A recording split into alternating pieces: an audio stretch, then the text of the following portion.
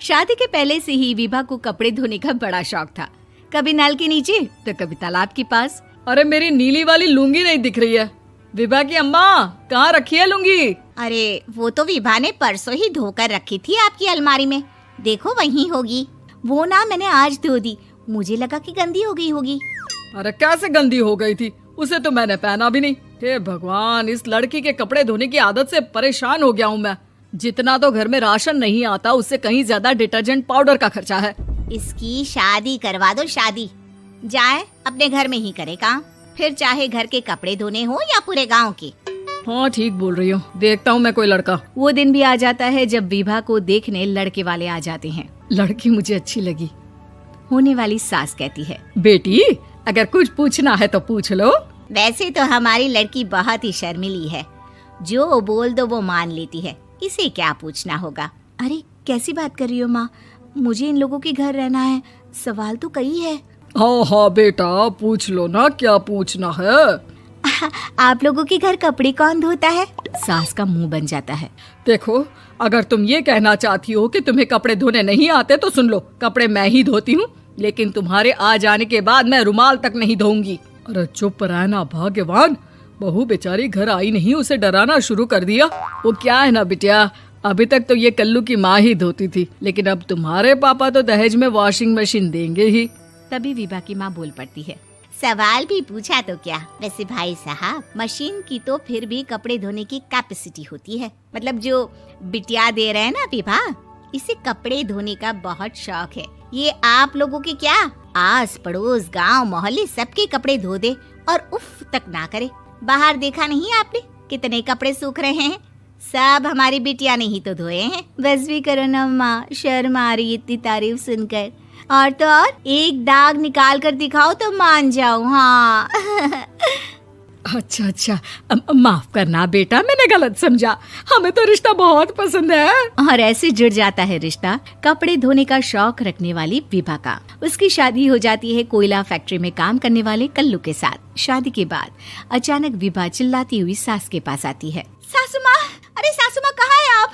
ये तो धोखा है, धोखा दिया आप लोगों ने मुझे। इसे ससुर के चक्कर के बारे में पता चल गया। अरे तो उसमें तुझे क्यों धोखा मिला है? अरे नल में पानी नहीं आता, कपड़े कैसे कब धुलेंगे? अच्छा अच्छा, तू पानी नहीं आ रहा उसकी बात कर रही है। तो आपने क्या सोचा? कुछ नहीं। अच्छा, तेरी माँ ने कहा था कि कपड़े धोने का शौक है तुझे, याद आया मुझे।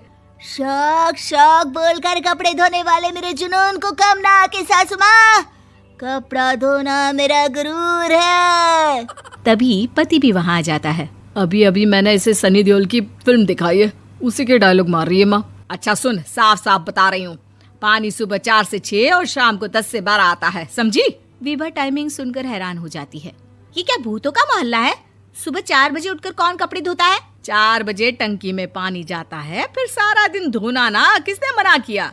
अरे कैसी बात कर रही हैं? 200 लीटर की टंकी में कितने कपड़े धो लूंगी मैं, सुबह ही उठ जाऊंगी मैं। अब क्या था, विभा सुबह 4 से लेकर रात के 12 बजे तक कपड़े ही धोती रहती। एक रोज सास पड़ोस से निकलकर कहीं जा रही होती है कि साथ वाली कहती है, हाँ कल्लू की माँ, जरा ये बताओ कि 2 साड़ी है, 2 ब्लाउज और एक पेटीकोट और एक नाड़े वाला लंबा कच्छा। हाँ तो? अरे तो क्या, कितना लोगी धुलाई ये बताओ। धोबन दिख रहे हैं हम क्या?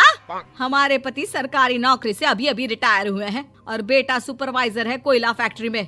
धोबन समझ रखा है हमें। हाय रे कल्लू की अम्मा, माफ कर दो, वो तो मोहल्ले में यही सब बता रहे थे कि तुमने बहू को कपड़ा धुलवाने के काम में लगा दिया है। सास को पड़ोसन की बात सुनकर गुस्सा आ जाता है। वो घर पहुंचती है जहां घर के बाहर ही इतने सारे कपड़े सूख रहे होते हैं जितने कि किसी धोबन के घर पर। अरे ओ कल्लू की दुल्हन, बाहर निकल।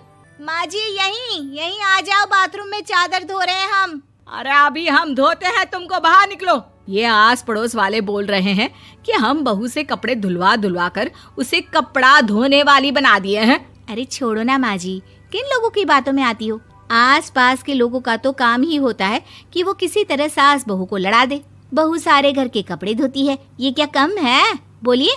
सास को भी लग जाता है कि वो बहू का ये सनकीपन नहीं छुड़वा सकती, इससे अच्छा है कि खुद ही चुप हो जाए। एक रोज सास और बहू मंदिर जाते हैं, जहाँ सास की साड़ी वहाँ खड़ी भीख मांगने वाली से मिलती है। माँ जी क्या बात है, आपकी साड़ी उस भिखारन से कितनी मिल रही है ना? हाँ हाँ, देखो तो दोनों की साड़ी मिल रही है। क्या बात है कल्लू की अम्मा, तुम खुद को तो अफसर की बीवी बताती हो और ऐसी सिंपल सी प्लेन साड़ी पहनकर घूमती हो। सिंपल और प्लेन नहीं है ये साड़ी। तो क्या सोने के धागे से फूल बने हैं? कुछ भी सासू माँ, कुछ भी। हाँ, बने थे इस साड़ी में सोने के धागे से फूल। मेरे पति लेकर आए थे मद्रास से स्पेशली मेरे लिए 10,000 की। ताहे भाई साहब इस भिखारन के लिए भी सेम टू सेम साड़ी लेकर आए होंगे 10,000 की। सास उस वक्त तो कुछ नहीं कहती, लेकिन बहू के साथ घर आती है और अलमारी से एल्बम निकाल कर लाती है। ये साड़ी देख रही है, ये वही साड़ी है जिसे मैंने अभी पहना था। इस साड़ी में ये जो चमकदार फूल दिख रहे हैं ना, ये सोने के धागों से काढ़े गए हैं। लेकिन तू लोकल वॉशिंग मशीन ब्रश से घिस घिस कर सारे फूलों को निकाल कर साड़ी प्लेन कर दी।